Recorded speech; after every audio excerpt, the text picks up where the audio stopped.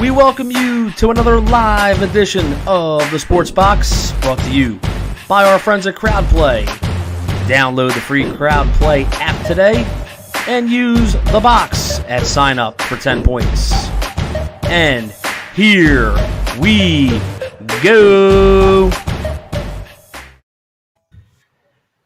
And welcome everybody to another edition here of Unsportsmanlike Conduct on the Sports Box on this snowy Monday evening. So I hope everybody joins in because there's really nothing else to do anyway. I'm your host, Paul Macrie, alongside co-host, as always, Big V, Mike Velardi. What's going on this evening? What's going on? How's it going? I know I saw you last night, but, you know. Yeah. First day of February. We didn't have a show last week, so we apologize.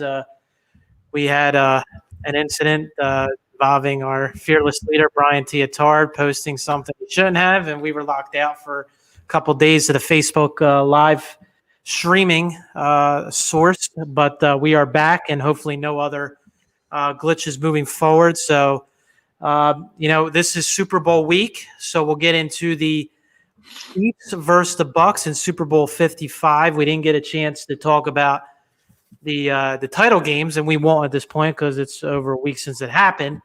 But we'll do a little bit here for the next 15 minutes or so about the Super Bowl. Some of the takes. Obviously, it's a 3-point spread. Kansas City remains the favorite, as they should be, and 56.5 is the over/under.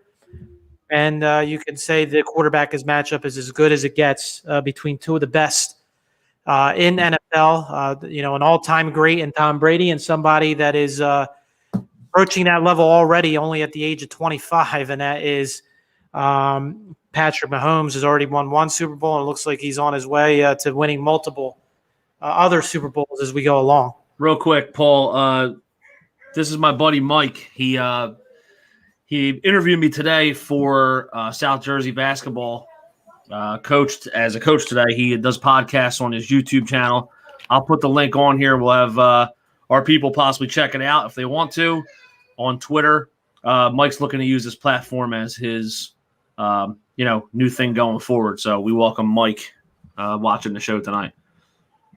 Yeah, and I'm sorry, did not mention, obviously, you being your first year as the Hamilton High School girls basketball coach, getting your first career head coaching win on Friday night against crosstown rival St. Joe. So congratulations to you and the rest of the team and all the girls for an exceptional win. And you guys are back at it. Obviously, hopefully no blemishes this week with the schedule due to the weather right now, but you are scheduled to play Millville Wednesday at Millville. So we'll see. We should be able to get that one in.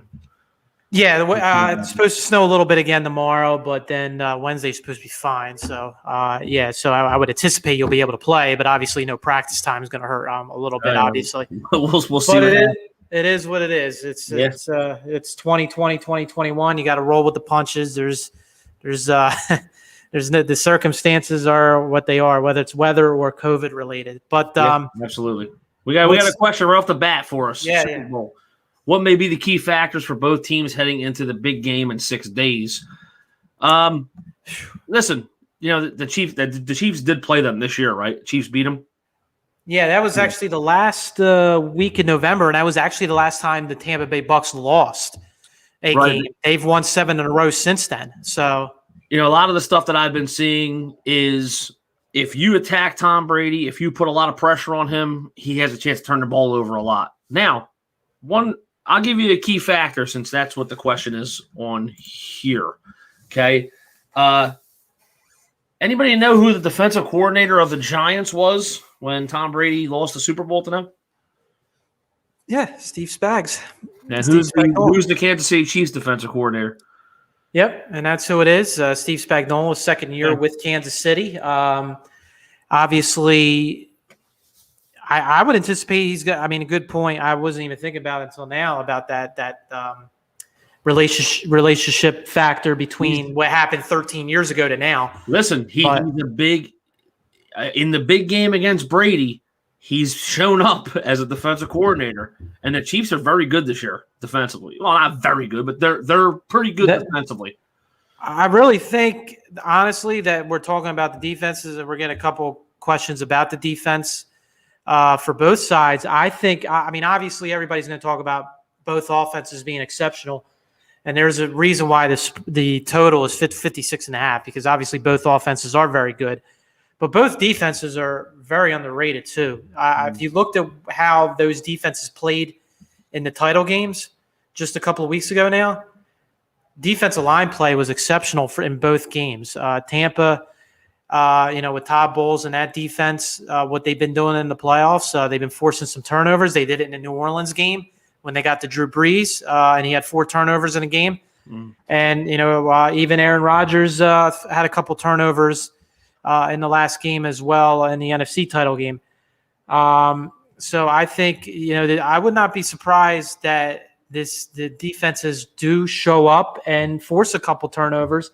I know it's tough, considering both of these quarterbacks really don't make many mistakes. But I think, you have kind of mirror images as far as the defenses go as well. They can force turnovers, and they have pretty good defensive lines. Tampa's got, a decent secondary. Antoine Winfield Jr., the rookie, the safety, did not play in that game against Green Bay. So we'll see if he's able to suit up for the Super Bowl. But, yeah, I mean, and as Jacobs 2520, Dave Jacobs chiming in here. Do you think Todd Bowles can slow down KC defense or offense? Excuse me. I mean, I think if they can jam those receivers at the line and also make things a little bit difficult off the line for Travis Kelce, certainly could help. But it's all predicated about getting to Mahomes and getting him off his spot and make him roll around more, obviously. And, obviously his game can be to, roll around and make those types of plays. But Cleveland was able to rattle him a little bit in that game a couple of weeks ago. Buffalo did not have much success doing that. But I think if you follow a little bit what Cleveland was able to do, even when Mahomes left the game, but before that, he wasn't having a ton of success there in the second half. So I think there's some things that Tampa can do. But, if you can't slow down Tyreek Hill, I mean, Tyreek Hill had, remember in the game back in late November against Tampa, he had over 200 yards in the first quarter. I mean, obviously, I doubt that's going to happen again, but if they can't slow him down, and he went wild in the game against the Bills last week, I don't see a way they can beat Kansas City. But I mean, that's it's a great matchup. It should be a great Super Bowl, and hopefully it's a close one. Real quick to Dave Jacobs, he's congratulating me on a win on the rivalry. Thanks, buddy.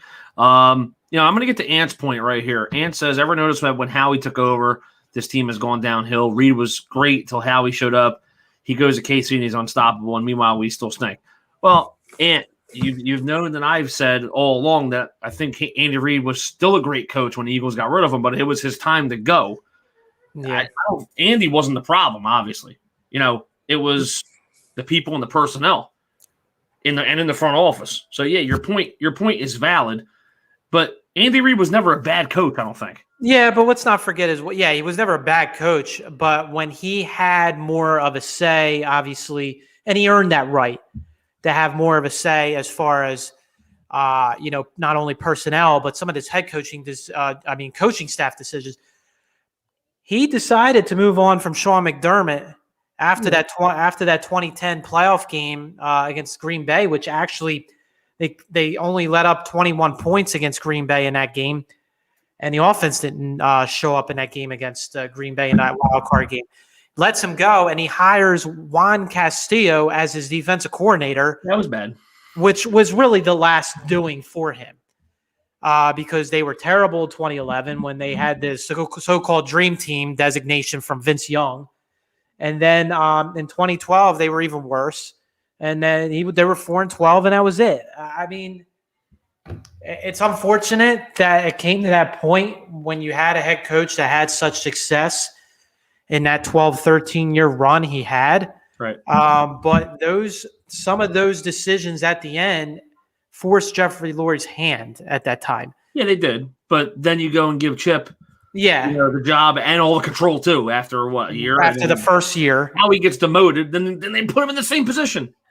I mean, don't forget, in that first year, Chip – remember what we thought he was revolutionizing as far as that type of offense, and that offense was top 5 in the league his first year, and they did make the playoffs his first year and lost to the Saints in that playoff game. And then everything was looking good in that second year. I think they were 9-3 with 1 month left in the season. Yeah. Looking like they were going to smooth sail into the playoffs again, and then they lost 3 out of 4, and all of a sudden didn't even make the playoffs. Yep. And then the following year, Chip decides to trade Foles and then brings in Sam Bradford, and just everything just went haywire, and they never recovered, and he got fired. So, yeah. But, I mean, digressing, go back to obviously, Andy. Yeah, I mean, listen, his legacy now cements himself as a Hall of Fame coach because of trading for Patrick Mahomes, that type of decision that he made to bring in an all-time talented quarterback first year. He started as a rookie. No, Alex Smith started. Oh, yeah, that's right. He started the last game of the season, but you remember Alex Smith got traded then to Washington.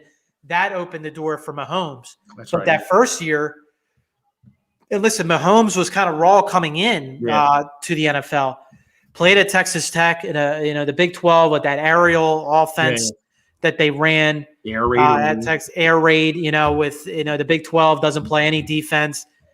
Learning, obviously what you need to learn in the NFL to really be that true, great quarterback. Not only a pocket passer because he can roll out and make plays, but over time he learned from a great offensive mind and a pretty good, obviously, developer of quarterbacks in Andy Reid, and it's been ever since.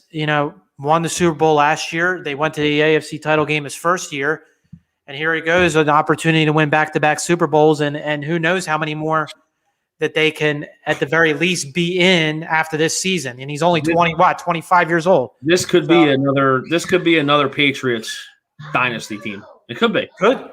It absolutely could be. I mean, and Andy, he's going to coach now for a little while longer than he probably would have because he has such a great quarterback. And that I think he's, he's in his mid-60s now, I believe, but I think he could coach at least another 5 years here into his 70s with this type of quarterback and this type of offense with, Tyreek Hill locked up for 4 or 5 years now, as long as he stays out of trouble. And, Travis Kelce, a great tight end. There is some concerns in this game as far as, don't forget, Eric Fisher being out with the Achilles injury. So that offensive line and now having to you have that left tackle now that that's very important to protect that quarterback's blind side. What's going to be their answer in this particular game? That's going to be another question because they're going to exploit the replacement in this game, Tampa Bay and Todd Bowles. So that's also going to be another factor in the game planning from Tampa's perspective. So eventually we're going to move on to some Sixers talk, but I actually have our Stump the Fans co-host question ready to go. So okay, this could segue us into the Sixers and Flyers that we want to talk about. Well, one more thing. With one more thing before we go, we talked about the Kansas City side and Mahomes, but now I hear Tom Brady has a chance to win his 7th ring, and this being now with a different team, and clearly, I guess we can see that New England needed Tom Brady more than Tom Brady needed New England. Obviously, at this point, I said it all wrong. Does this put Tom Brady as the best of all time? Not only just quarterback, like best player of all time discussion. I think he's top 3. Oh, best player of all time. Yeah. He's not just the best quarterback of all time. I think there's no doubt about that. Whether you like him or not, what he's achieving is something you'll never ever see probably, unless Mahomes goes on a run and does this. Yeah, which is possible because, as we said, he's only 25 years old. So, okay, that's one of the last points I wanted to make. You can go ahead. For the people that we have on and the new people that we have a little segment called Stump the Fans / the co-host. We give a little trivia question each night, just for fun. Here's your question for tonight. How many 50-point games did Allen Iverson have in his career? That's a good question. Woo. So what do you do? Offhand, you can give a guess if you have one. Yeah, my guess. Go ahead. There are also 1, 2, 3 active players in the top 8. 3 active players. Okay. My guess for AI. How many did Iverson have? 14. Might be even more than that. I don't know. Do we have a guess here? Jeremy, take a guess. You're a basketball guy. How many 50-point games did Allen Iverson have in his career?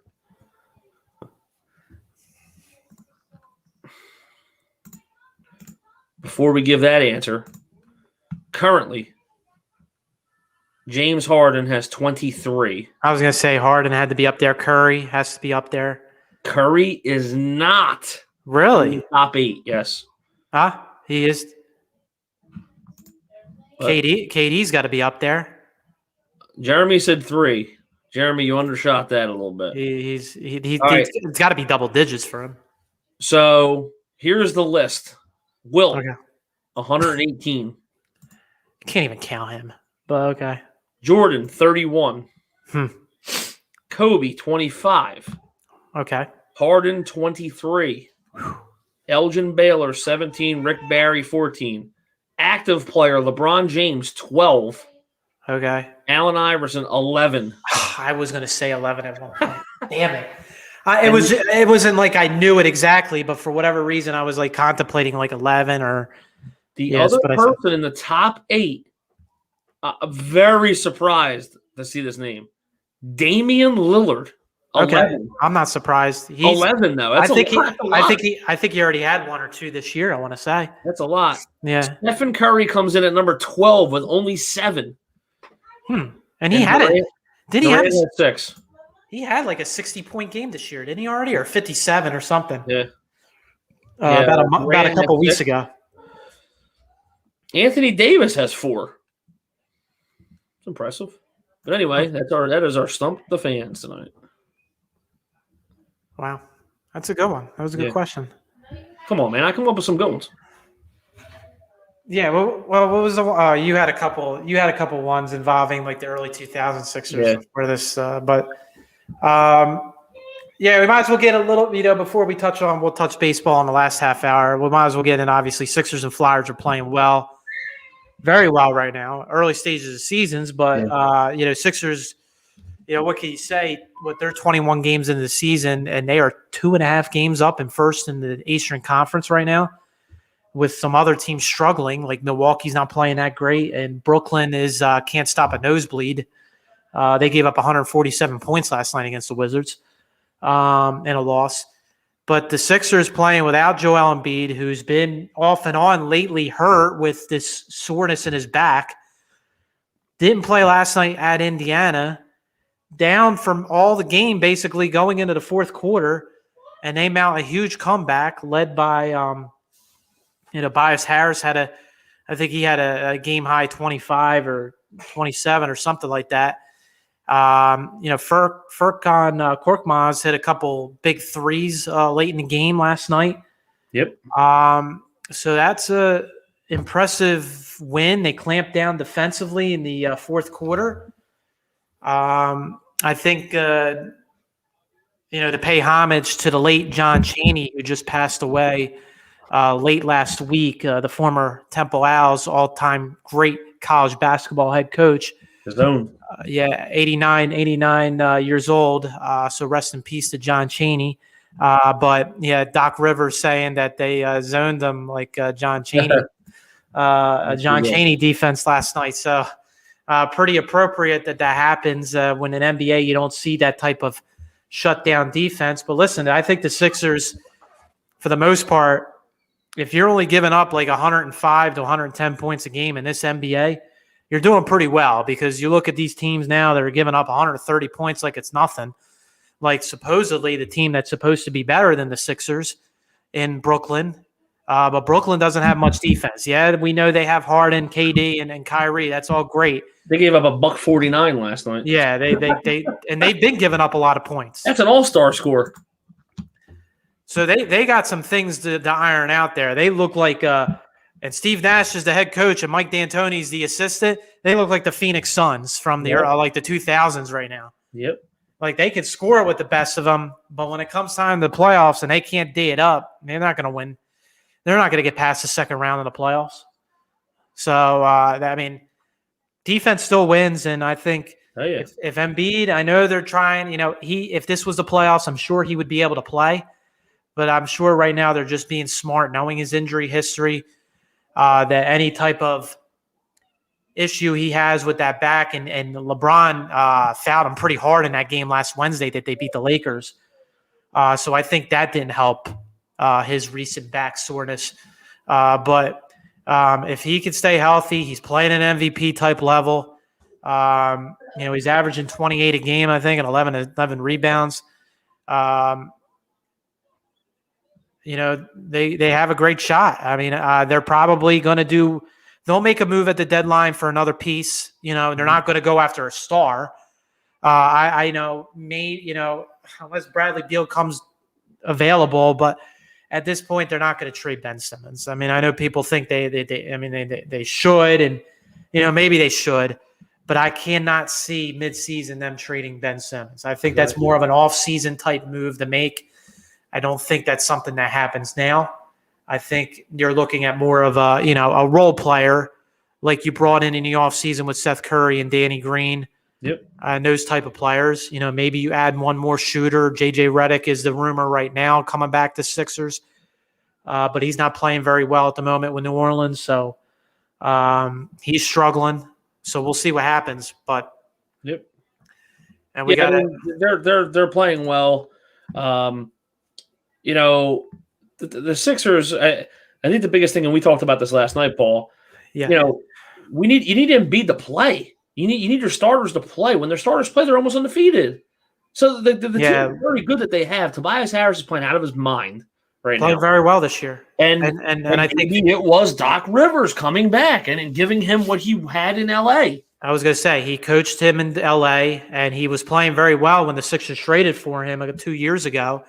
And he came to the Sixers and was never quite comfortable. And Brett Brown, for whatever reason, could never fit him into the offense the way he should have. And Doc came in here, and he's much more comfortable. So is he warranted the contract that he got? No, but, you deal with it now. He's the third. He's a very good third option on a team. And I think the Sixers should be excited and the fans should be excited what we got right now here. And Brian Attard asking, better chance Flyers or Sixers to win a ring? I mean, right now, I guess you're talking about this year. I would say the Sixers probably still, even with the Lakers and LeBron and the talented team they have out west. I would say that they still have a better shot than the Flyers because I'm a little bit concerned with the Flyers still defensively, how this would all translate going into the playoffs for them. They got exploited last year in the playoffs by the Islanders. And if they play a team like Washington or Boston in the playoffs, how would they react? Carter Hart has been kind of off and on. I mean, I know it's very early in the season for them, and they are still, have the tied for the most points in the Eastern Conference with Washington.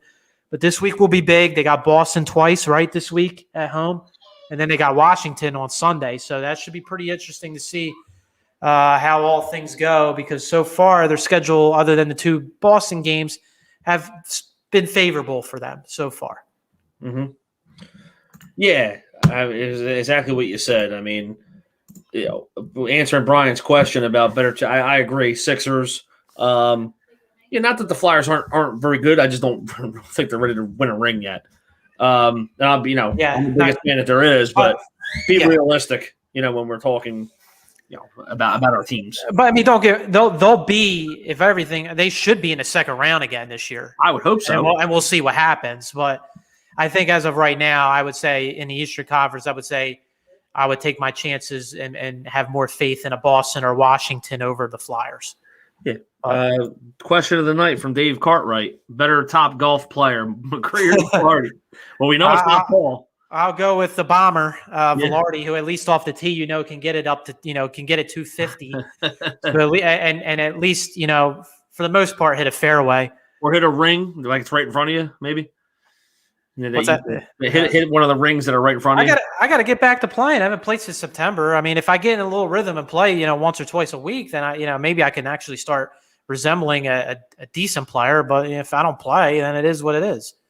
So. Yeah, I mean, going back to the question, listen, I think the Flyers, obviously they're in a tough division right now, playing each team. I mean, they're doing well right now. They're 7-2-1, but good answer. They're 7-2-1 right now, but they got a nice little hard patch of their schedule right here coming up with those next 6 games. Listen, the Sixers are playing really well, like we talked about.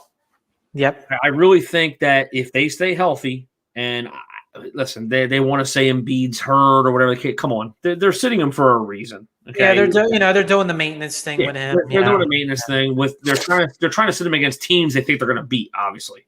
Well, they should have done it against Minnesota on Friday, who's one of the worst teams in the league. So I don't understand why he played Friday. Right. So and didn't play the Indiana game, who's actually half decent. But I don't know. I mean, either way, they're 2.5 games up in the early portion of the season in the Eastern Conference. And as I said, the other 2 or 3 teams that you think is going to be in the mix at the end of the year, Brooklyn, Milwaukee, and Boston, have been up and down, and Toronto and Miami are not playing that well and actually are on the outside looking in the playoffs right now. I would still take my chances that Toronto and Miami both make the playoffs. Miami, what's going on, Gio? Wave hi to everybody. He wanted to call him. Giancarlo's bedtime now, so he's saying good night to everybody. He always does it during our show. Good night to everybody. Say bye. Say bye-bye. Yeah, you can't make it to 8 o'clock, bud? Well, he's pissed. He's got to leave now. Yeah.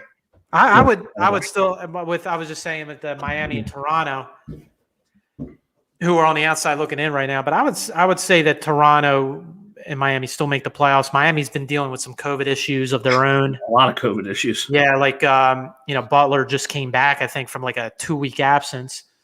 And some of those other players, I think Tyler Hero just had an incident where a roommate or somebody was exposed and has it, but I don't know what's going on there. But the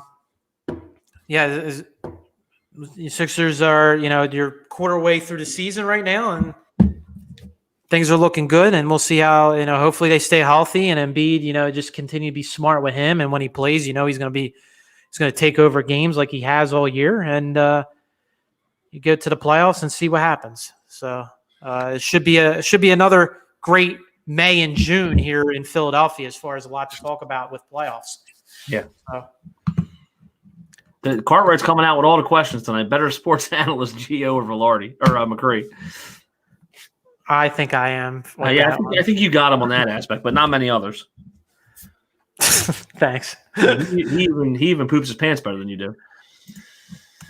Well, I mean, I graduated from that yesterday, 31 years ago. But Chris Tenta coming out fire Howie. We didn't even get to the Eagles yet. Yeah, I think this week, I mean, Nick Sirianni did have his press conference on Friday, and people gave him a lot of slack for being nervous.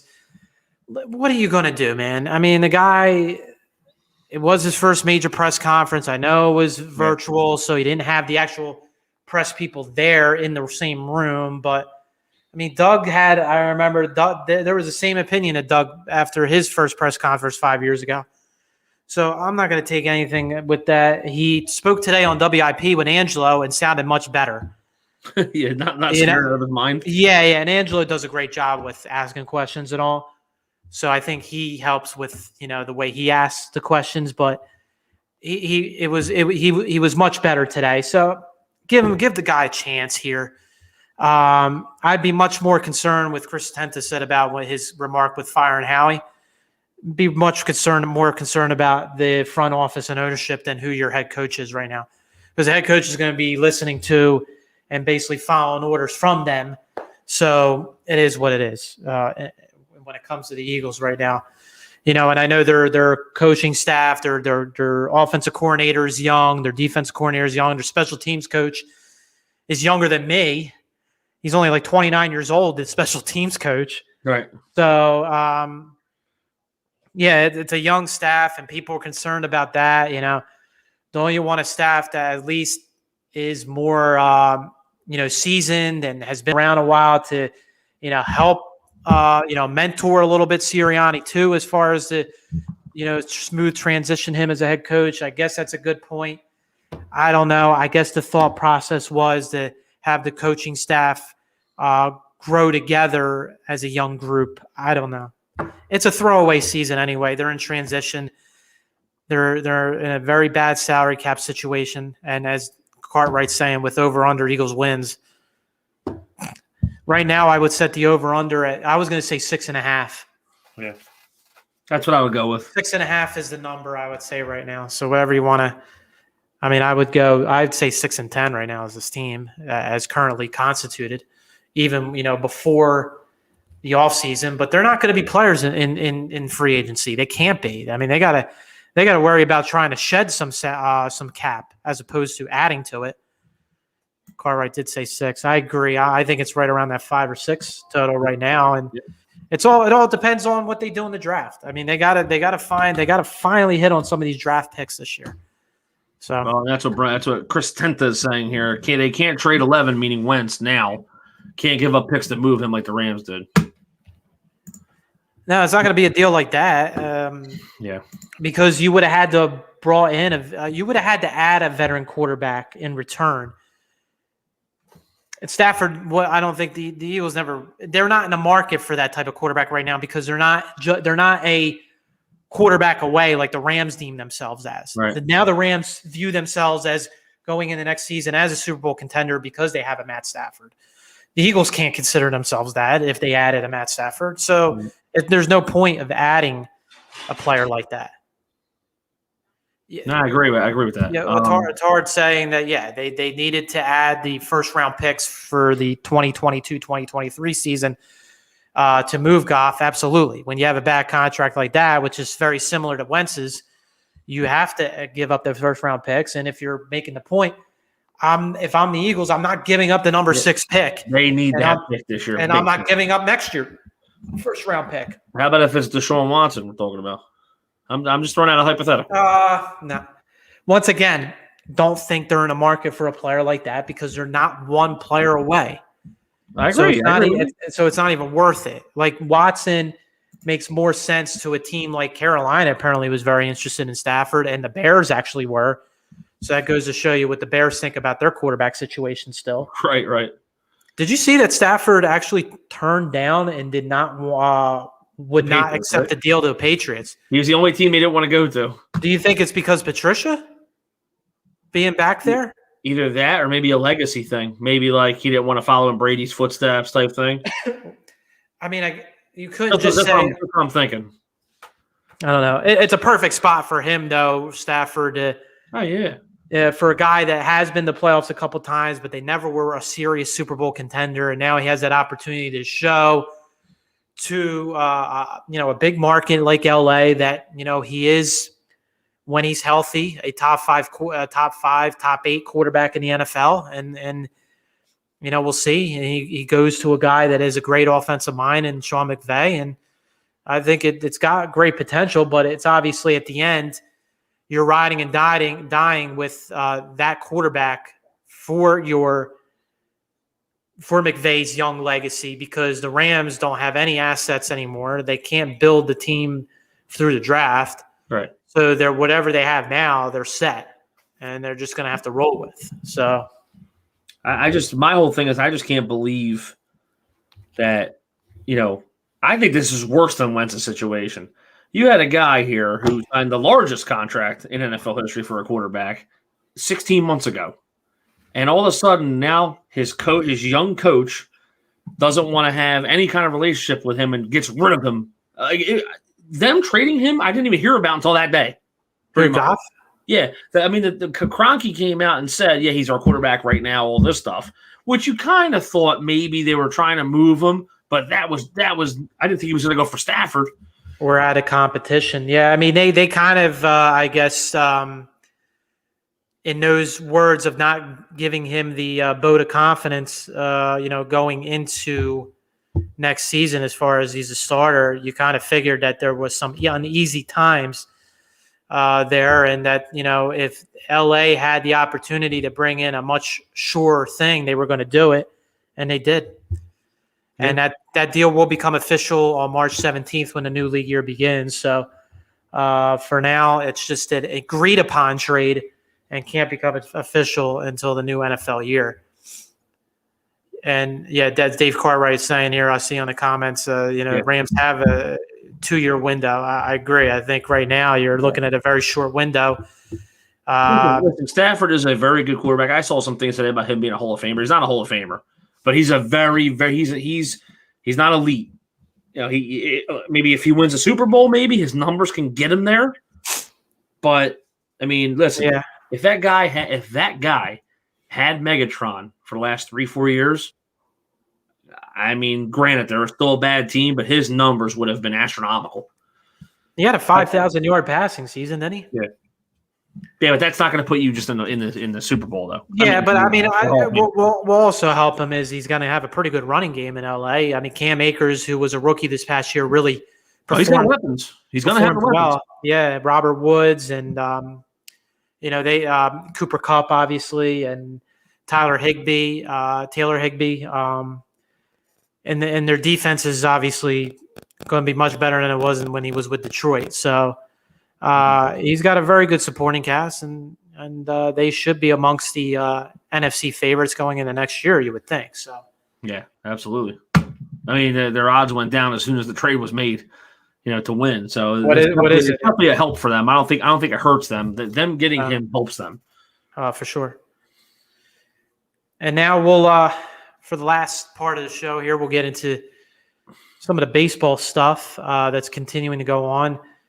There was some big moves. Obviously, Nolan Arenado ended up being the headline on Friday. That it was a deal that went down with St. Louis. Still agreed upon, not official yet. It's pending a MLB and MLB Player Association approval and a couple other, I guess, specifics as far as the financials that have to go back to St. Louis, and how much, or at least how much St. Louis is going to absorb of the contract, and how much Colorado is going to give back as well. It looks like St. Louis is going to take on most of the contract, though. In return, St. Louis gave up several prospects. I did not see. I try not to get myself into which one is fifth or second, or the guys aren't ready apparently to be major league ready, I assume. But for Colorado, they just signed Nolan Arenado to this big deal less than 2 years ago, and they trade him now. And what's that mean for Colorado? That Trevor Story is supposed to be a free agent at the end of the year.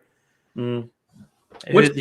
What's this whole thing go to show you though about professional sports? We talk about Wentz with his contract. We talk about guaranteed money. Listen, if they want you out, they'll find a way to get you traded. Okay? And if you're not paying half of it, the other team will do something to get that person. It's possible, especially with everything that goes on with baseball and how they pay people and football and how they guaranteed contracts, stuff like that. It is definitely possible to do what's been going on. His deal was over $300 million, right? Or 200, mid 200s. Yeah, it was like I thought it was like 260 or 250. But what I'm saying is, it's possible. We've seen A-Rod move. We've seen a lot of people change places after getting big deals. Henry says, but if the Rockies were to get a new GM, who would they go after? Because he's saying Rockies fans plan to boycott the games until a change is made. I guess from a Colorado standpoint, with Arenado right now, they're not competing with the Dodgers and the Padres in the division. And I think they know that. They have to get younger. They have to get better pitching. They have to try something. They got one really good pitcher in German Marquez. He looks like a very good, and they're already talking about maybe, would he be moved now, or would Trevor Story be moved with 1 year left before he's free agent? I don't know, but I know Arenado signed an 8 years, $260 million contract. He is owed $35 million per year from 2021 to 2024. Then 32 in 2025, and then his last year 27. So St. Louis is taking on, and that's a heck of a lineup now in St. Louis to go along with Paul Goldschmidt. Oh yeah. Because in the NL Central, if you're looking at it from the St. Louis side, the NL Central was kind of up for grabs. St. Louis was like a slight favorite over Cincinnati, I think, before this. Now they have to be considered a pretty good favorite to win the division, with Cincinnati and the Cubs, being behind them. Pittsburgh's in full rebuild mode. They're not ready to compete at this point, and they gave up a couple of veterans this offseason. So, I guess from Colorado's perspective, I don't know. I guess they felt like, and I don't know if Arenado was starting to complain a little bit. I guess he his differences. He knows he's their best player. Yeah. There comes a time where the Rockies stink and they're not going to win a title. It's like one of those things where just get me out of here type thing. Like put me. I paid my dues here. I got my contract. Put me somewhere where I'm going to win. Yeah, and St. Louis certainly has that opportunity to do so with their lineup, and they got some good pitching. And they made the playoffs last year. They had a very competitive best of three series in that wild card series against San Diego. San Diego ended up beating them.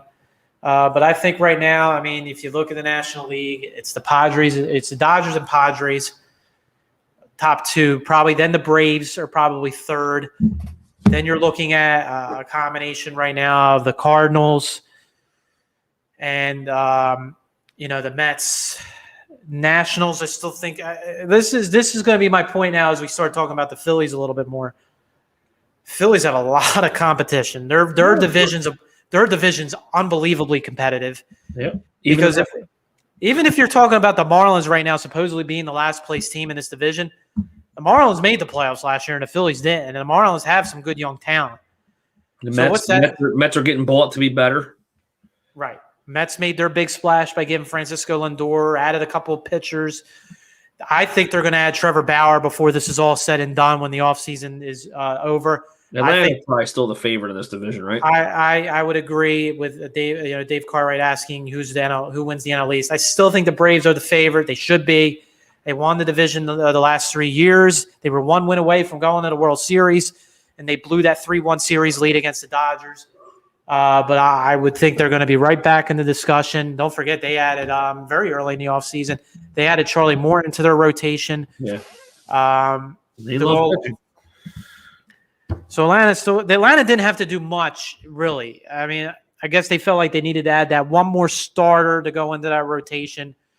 But other than that, their bullpen's pretty good. Their lineup is very good. I think the Mets, the concern with them right now is still, I guess if Syndergaard comes back at midseason and is what he was before the injury. They just traded Matt. What's that? They just traded Matz, I believe. Yeah, they traded Matz because they felt they brought in Joey Lucchesi and they added another starter from Pittsburgh, I thought, right before this, just for get some veteran arms in that rotation, before Syndergaard comes back. But I think they're going to add Trevor Bauer, which is going to be who? The Mets? Yeah, the Mets are going to add Trevor Bauer. Wow. That'll be a nice. It's going to be a 1 or 2 year deal in about the $30 to $35 million per year range. I think it might take another couple weeks, but I think they're going to add him before the offseason's all said and done, and that will put them in the Braves, the top 2 in the division, and Nationals have made some quiet, good moves as well.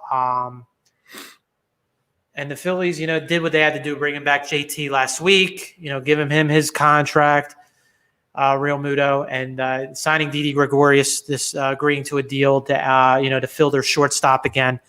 So their lineup is going to be just about the same as last year, and the lineup hit well for the most part last year. It's going to come down to their pitching. The bullpen was awful, historically awful last year. Every year we say to ourselves, all right, they're putting more pieces in the bullpen. They're putting more pieces in the bullpen. The starting five looks pretty decent this year, and it just never seems to formulate into anything. I think they'll add 1 or 2 more bullpen pieces, but other than that, they added Matt Moore, the left-handed starting pitcher. It was fine, fifth starter. I think he'll get the fifth starter job if he's healthy.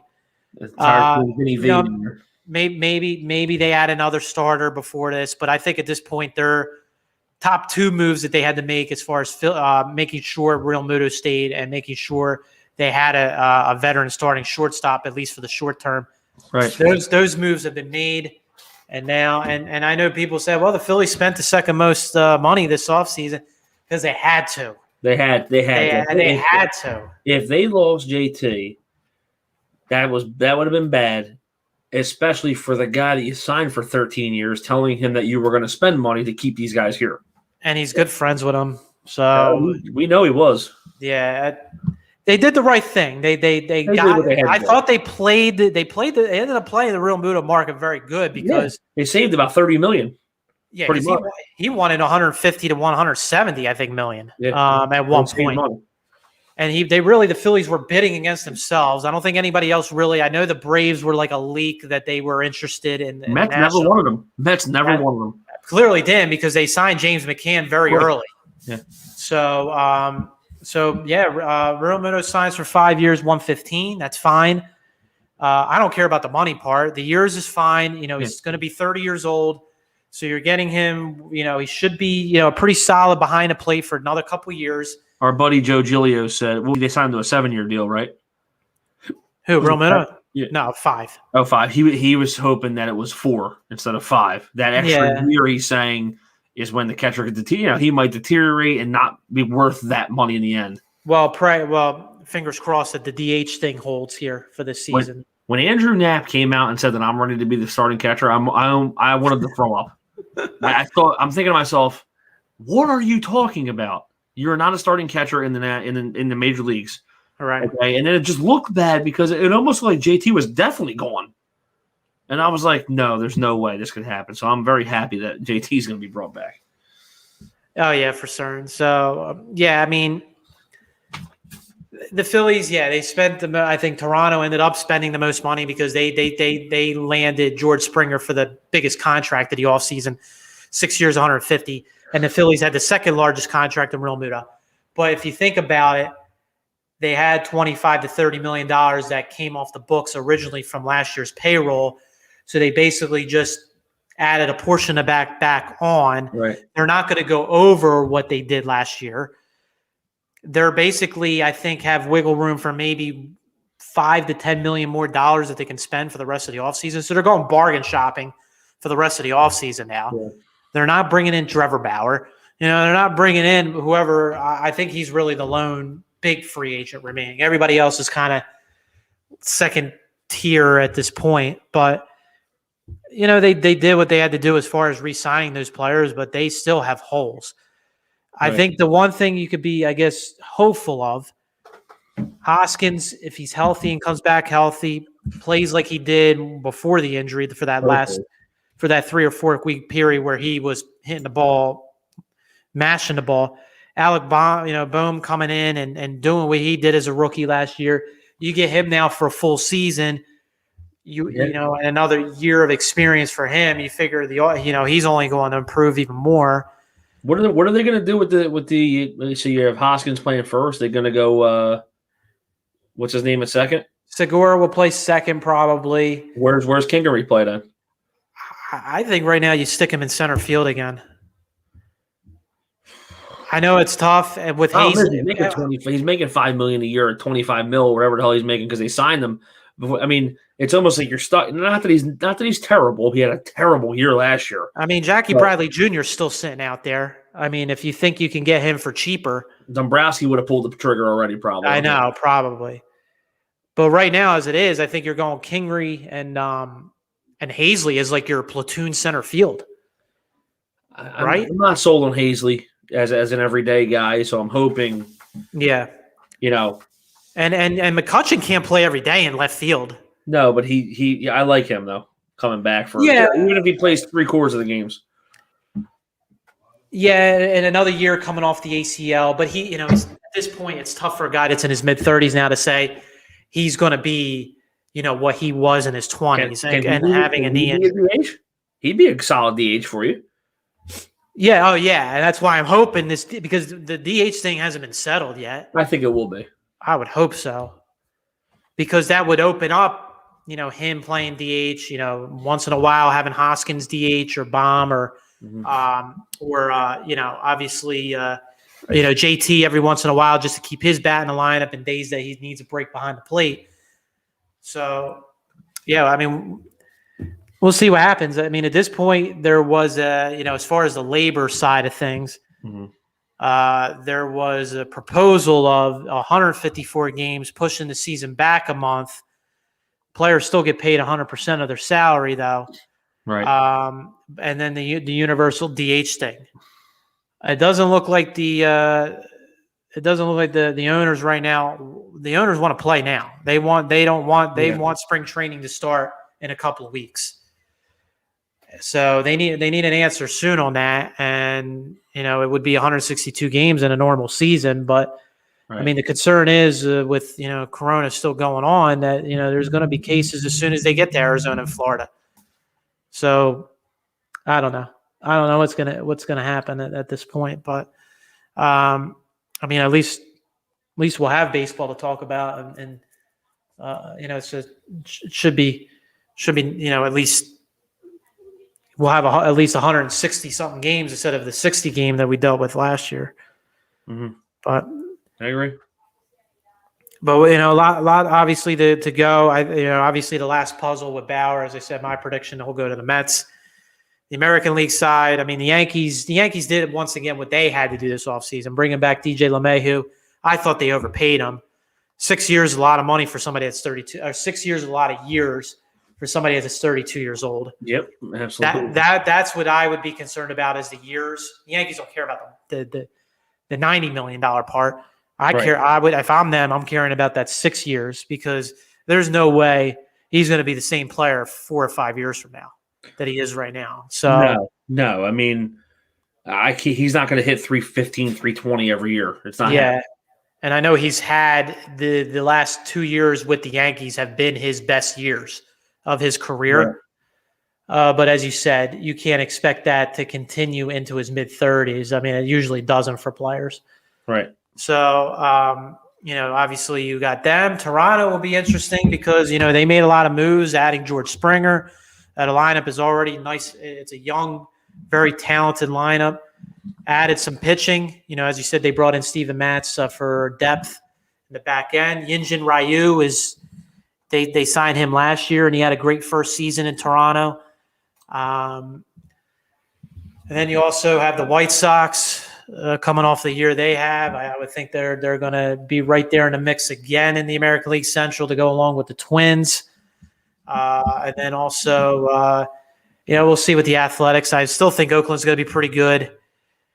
Houston, we'll see what life is now without George Springer. You lose him.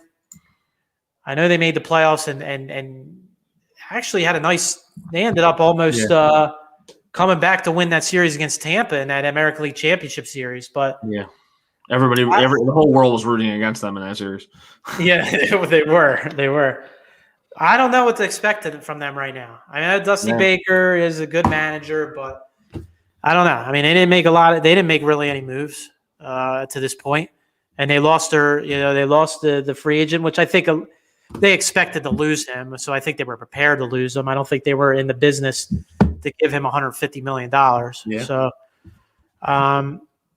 So we'll see. I mean, and they don't want the extended playoff this year, which I'm fine with, actually. I don't want what happened last year where you have all these teams in the mix and where you have, a 500 team in the mix to make the playoffs. I don't want that again. I want to go back to the 2 wild cards and the 3 division winners, and that's fine with me.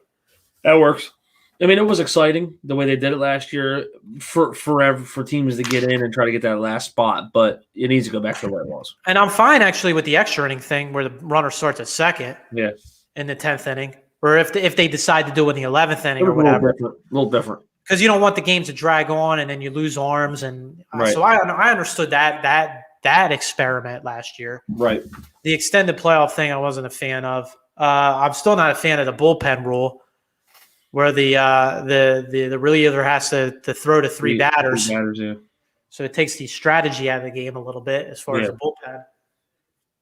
So I don't know. Well, we'll see what happens with all that. What they decide as far as if they want to keep some of these rules that they implemented last year or not. Paulie, next time we're on, we're going to have a Super Bowl champion. Yes, we are, and that will be it for the crazy. That will be the finale of football season officially. Finished the whole season without pretty much any issues. Yeah, so it's a good thing. I mean, college, found their way through it all, and the NFL did. So kudos to both, and obviously basketball and then hockey are continuing. NHL and NBA are continuing their regular seasons, and MLB spring training will hopefully begin without a hitch. So hopefully no issues there. So we can have more to talk about with baseball in the weeks ahead. Right. Sounds good, brother.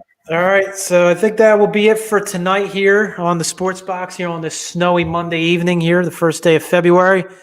Thank you for all that chimed in this evening with the comments, questions, and obviously all the topics we had for tonight. Yeah. I am Paul Macrie again, alongside Big V, Mike Velardi. Enjoy your week, everybody, and see you next week here on the Sports Box, here on Sports.